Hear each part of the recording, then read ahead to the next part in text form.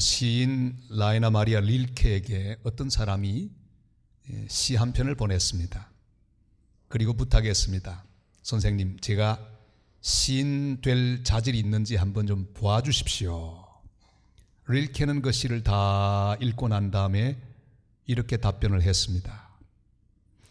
지금 당신은 바깥쪽을 보고 있습니다. 시인으로서 하지 말아야 될 일을 지금 하고 있습니다.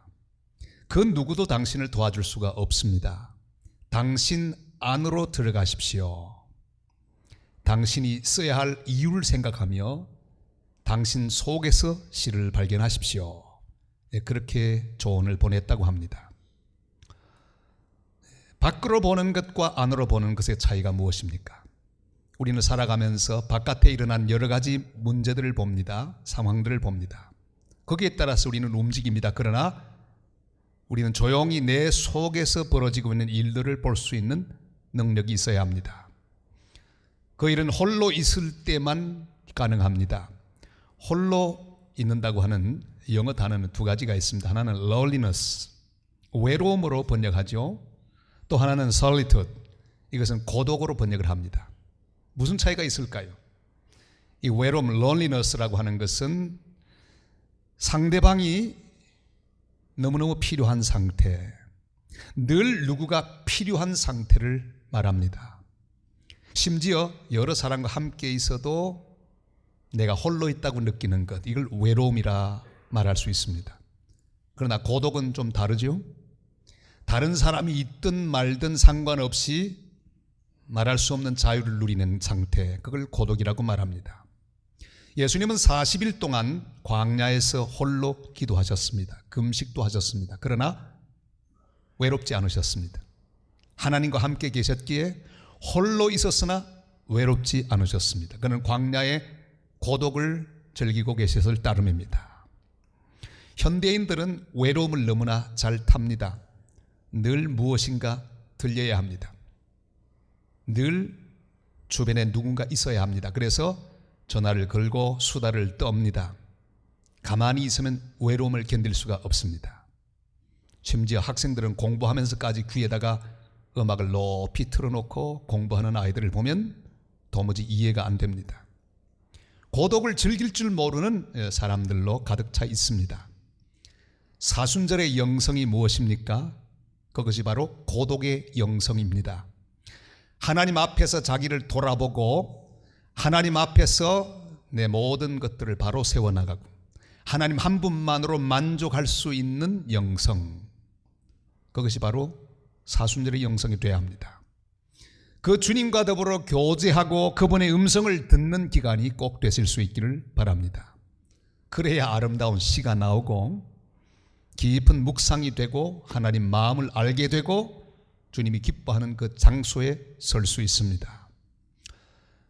이스라엘 백성을 애굽에서 건져내셔서 광야로 부르신 이유가 무엇입니까? 바로 광야에서 하나님의 음성을 듣고 하나님의 공급을 받아서 하나님의 뜻을 이루는 고독을 즐길 줄 아는 백성으로 하나님은 이스라엘 백성을 부르셨습니다. 그러나 이스라엘 백성들은 현대인들처럼 외로움을 견디지 못했습니다. 그래서 늘 이곳저곳을 기웃거렸습니다. 눈에 보이는 것이 필요했습니다. 그래서 금송아지 우상도 만들어냅니다. 화끈한 자극이 필요했습니다. 그래서 항상 원망하고 불평했습니다. 드디어 가나안 땅이 눈앞에 보이는 바란 광야 가데스 바네아까지 왔습니다. 그러나 그때까지도 이스라엘 백성은 고독을 즐기는 법을 배우지를 못했습니다. 12명의 정탐꾼이 가나안 땅에 파견되었습니다. 그 가운데 돌아온 10명은 부정적인 보고를 합니다. 절망적인 보고, 눈에 보이는 겉으로 보는 보고를 그들은 했습니다. 백성들은 역시 그 말을 듣고 울며 불며 요동을 칩니다. 그들은 전혀 고독을 즐길 줄 몰랐습니다. 눈에 보이지 않는 것을 보는 눈이 그들에게 없었습니다. 자기들과 이미 함께 하시는 하나님을 볼 눈이 그들에게 없었습니다.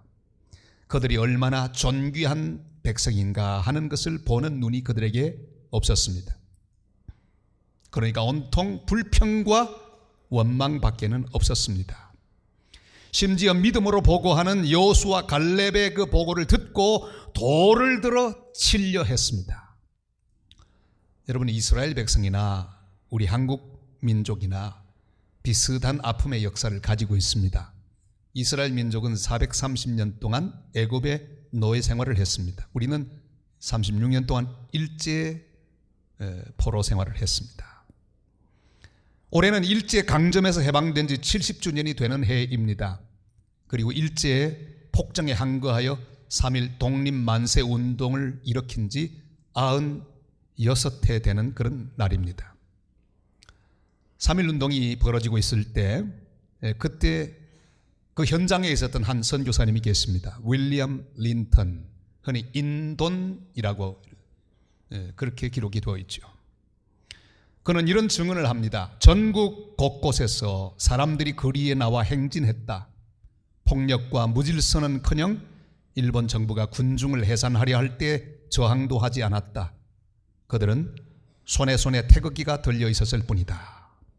기병대는 수백 명의 한국인들을 말발굽으로 짓밟았으나 그들은 폭력으로 저항하지 않고 총검에 쓰러져 갔다. 되돌아보면 우리 민족도 출애굽을 했습니다. 해방을 경험했습니다. 하나님의 은혜입니다. 광야를 거쳐왔습니다. 수많은 위기가 있었습니다. 6.25 전쟁의 위기가 있었습니다. 그 이후 말할 수 없는 어려움을 많이 겪으며 여기까지 왔습니다. 그리고 하나님 은혜 가운데 드디어 통일의 가나안을 눈앞에 바라보면서 여기까지 왔습니다.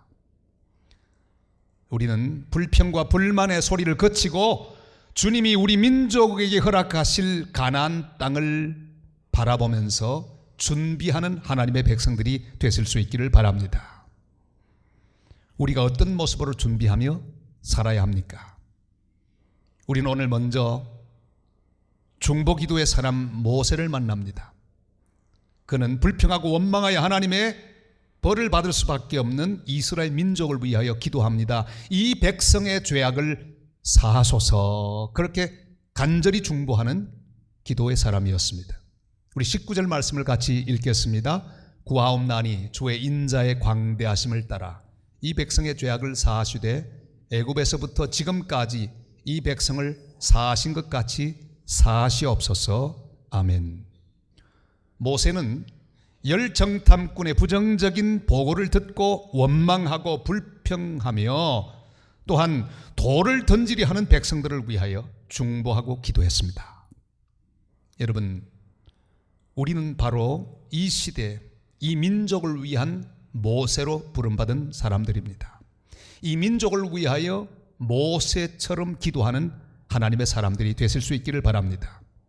이 민족의 분열을 회개하고 이 민족의 잘못된 모든 우상 숭배를 대신하여 회개하는 모세들이 되어야 합니다. 전쟁과 시기, 살인, 하나님을 믿지 않고 하나님 원치 않는 잘못된 길로 나간 모든 민족의 죄를 짊어지고 대신 회개하는 모세들이 되어야 합니다. 사람의 목숨을 파리 목숨처럼 여기고 억압과 폭정을 계속하고 있는 북한의 위정자들을 위하여 대신 회개해야 합니다. 모세가 그랬습니다. 마치 자기가 죄를 지은 것처럼 민족의 죄를 자기가 어깨에 짊어지고 하나님 앞에 나가 중보하며 기도했습니다. 수많은 하나님의 사람들을 핍박하고 죽이는 그들을 대신해서 회개하고 기도해야 합니다. 아직도 자기들의 행한 죄악들을 인정하고 회개하지 않고 있는 일본의 지도자들을 위하여 회개하며 기도해야 합니다. 일본의 대다수의 모든 백성들은 너무나 선합니다. 우리 교회도 일본에서 오신 집사님이 계십니다. 얼마나 좋으신지 몰라요. 그러나 지도자들이 문제입니다. 그들은 회개할 줄 모릅니다. 시원하게 내가 잘못했습니다 말하면 얼마나 좋을까요? 옛날에 그들의 선배가 했던 말까지 부정하려고 하는 그런 지도자들입니다. 그들을 위하여 우리는 중보하며 기도해야 합니다. 지금은 비판하는 수천 수만 명의 사람보다 중보 기도하는 한 사람의 모세가 더욱더 시급한 때입니다. 통일을 위하여 기도하십시다. 하나님 우리의 기도를 들으실 것입니다. 동서독이 통일될 때 그런 역사가 있었습니다. 위대한 기도의 역사로 그 동서독의 통일은 시작이 됩니다. 1980년이 되자 매주 월요일 오후 5시에 라이프치히 성 니콜라이 교회에 몇 명의 성도들이 모이기 시작했습니다. 그리고 기도하기 시작했습니다. 하나님이여 통일을 주시옵소서. 그런데 시간이 흘러가며 조금씩 사람들이 점점 더 불어나기 시작했습니다.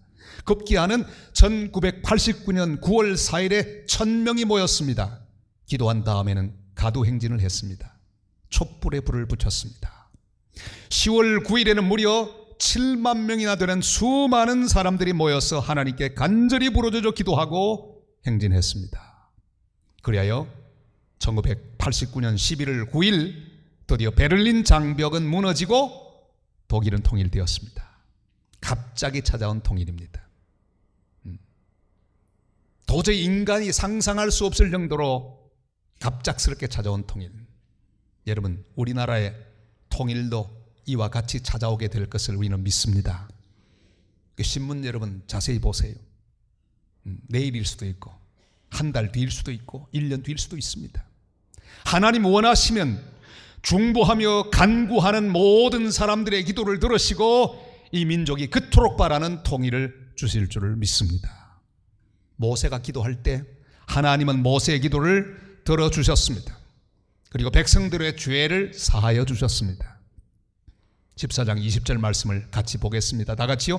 여호와께서 이르시되 내가 네 말대로 사하노라. 아멘. 우리가 중보하며 기도하면 하나님 우리 기도를 들으시고 그들의 죄를 사하여 주신다고 말씀하십니다.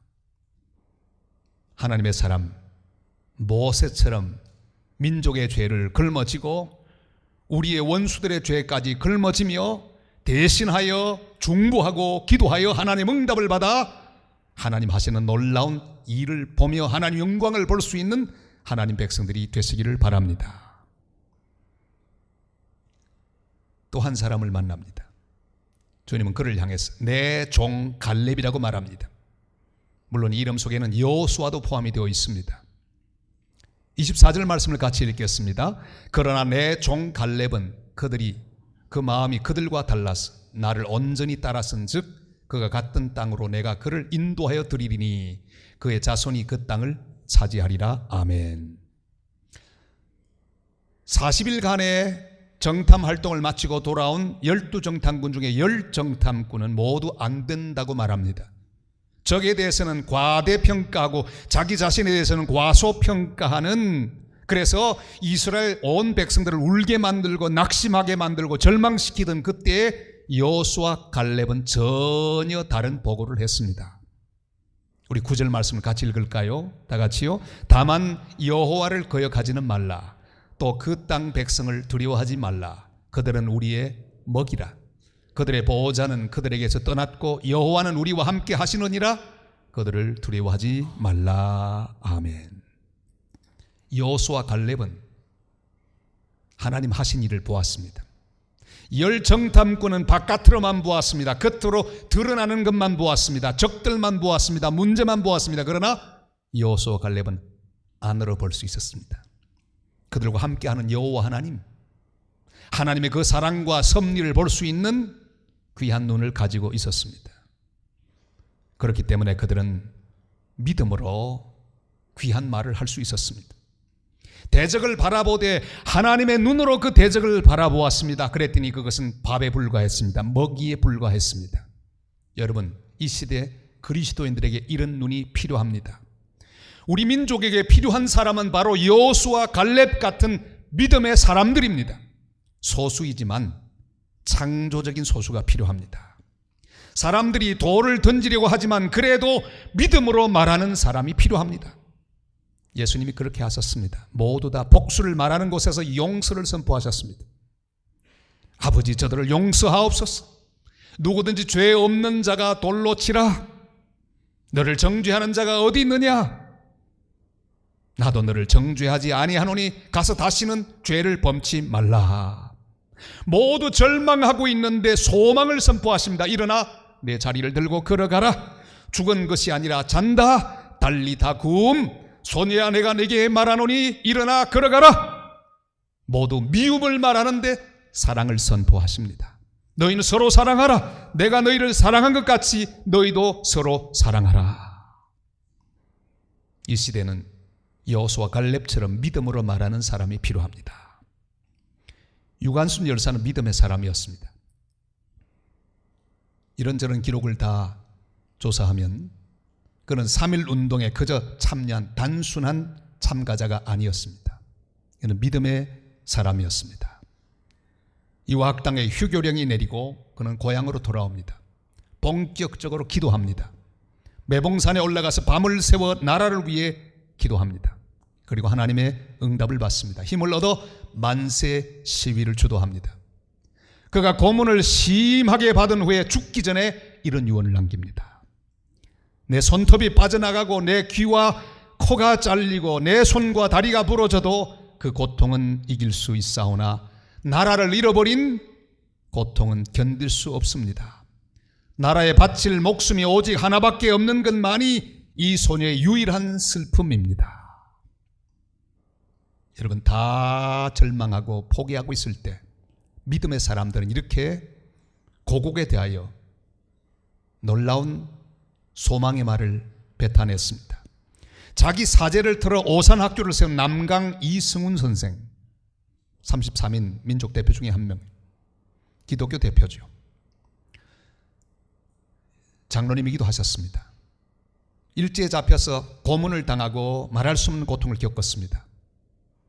그가 오산학교를 세운 다음에 고문당하여 몸이 욱신욱신거리던 그날을 기억합니다. 그런데 이상하게도 딱 그날이 되면 그 고통이 그대로 온몸에 살아납니다. 학생들을 항상 자기 집으로 불렀습니다. 그리고 옷을 벗고 자기의 고문 흔적을 보여줍니다. 오늘은 내가 바로 일제에 죽을 만큼 고문을 당한 날이다. 오늘만 되면 온몸이 아파서 견딜 수가 없다. 보아라, 모든 애국자들이 변질하고 있구나. 친일파가 되어가고 있구나. 그러나 나 이승훈은 조선 사람으로 살다가 조선 사람으로 죽을 것이니라. 그렇게 애국 애족을 가르쳤습니다. 그 자리에 우리 한경직 목사님도 계셨습니다. 이승훈 장로님이 이 자만 나오면 벌써 울먹이기 시작합니다. 저는 여러분, 우리 한경직 목사님이 울먹이는 그 소리를 들었습니다.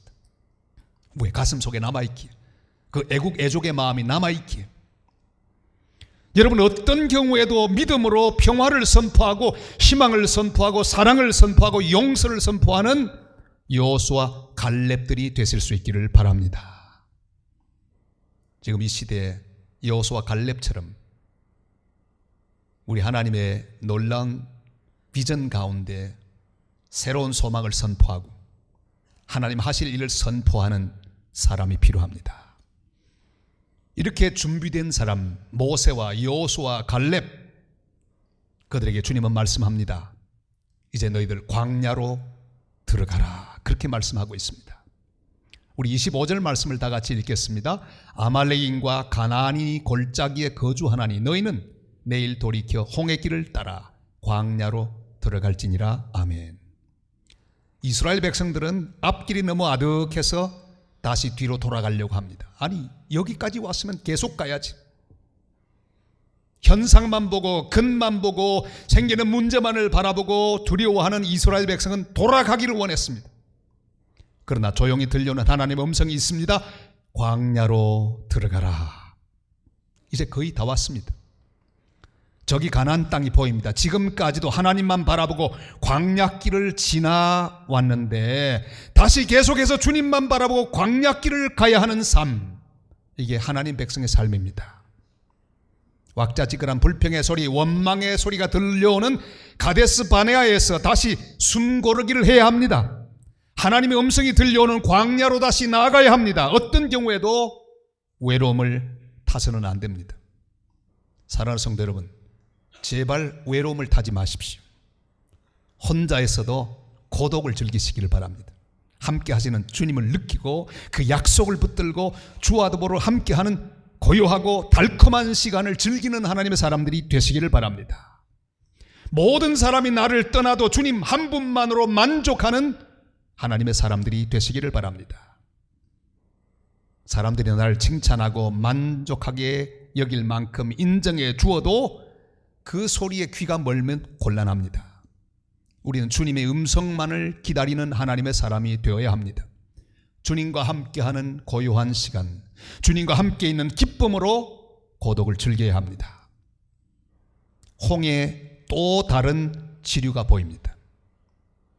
지난번 홍해는 드라마틱하게 갈라졌습니다. 아주 신나게 갈라져서 홍해를 육지처럼 밟고 건너왔습니다. 그런데 지금 다시 새롭게 보이는 다른 홍해의 지류, 그건 갈라지지 않습니다. 그저 눈에 보일 뿐입니다. 여러분, 주님으로부터 출애굽의 은총을 받은 후에 얼마나 수많은 여정을 지내왔습니까? 마라의 썸물도 겪었고 르비딤의 아말렉 전투도 겪었고 영광의 시내산도 지나왔습니다. 아무 소리 들리지 않고 아무 증거 보이지 않고 메마른 광야를 홀로 걸어가도 주님과 함께 걸어간다면 그 길이 기적의 길일 줄을 믿습니다. 여러분, 홍해가 갈라지지 않아도 괜찮아요. 홀로 걸어가며 주님과 더불어 주님의 손을 잡고 걸어가는 그 길이 놀라운 기적의 길입니다. 오직 주님의 인도만 바라고 주님의 음성만을 듣고 어떤 어려움도 이기는 것, 이게 더 놀라운 기적입니다.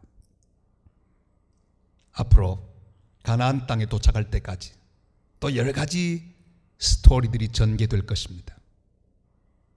얼마나 재미있는 이야기 벌어질지 아무도 기대 못합니다. 여러분, 가끔씩 극장에 가시면 그 영화를 한참 보고 있는데 옆에 그 영화를 이미 본 친구가 따라왔습니다. 이 얘기하죠. 국제시장을 한 번 보고 두 번 보러 간 사람도 있더라고요. 그 먼저 본 사람이 자꾸 옆에다가 이야기합니다. 예, 저 사람 죽어. 야, 저 사람은 안 죽어. 이건 말이야, 다 만나게 돼. 그럼 뭐라고 하죠? 야, 말 좀 제발 하지 마라. 입 닥치라, 좀 가만히 있어라. 왜요? 알면 재미없잖아요. 여러분, 다 알아버리면 재미없습니다. 모르는 게 얼마나 더 좋은지 몰라요. 우리 민족의 광야길은 곧 끝날 것입니다. 통일의 가난이 저기 보입니다. 모세처럼 중보하며 소망 가운데 기도하는 하나님의 사람들이 되시기를 바랍니다. 우리 민족의 통일되는 그날이 언제 올지 몰라요. 곧 올 겁니다. 소망 가운데는 바라봅니다. 아르켜주면 재미없어요. 하나님이 다, 내 인생의 앞길에도 마찬가지입니다. 여러 어려움의 길, 고독한 길이 기다리고 있지만, 그러나 하나님과 함께 그 길을 밟아 나가면 반드시 우리는 주님이 준비해 놓으신 가나안 땅에 들어가게 될 것입니다. 알려고 하지 마세요. 매일매일 매 순간 주님의 손을 잡고 나아가시길 바랍니다.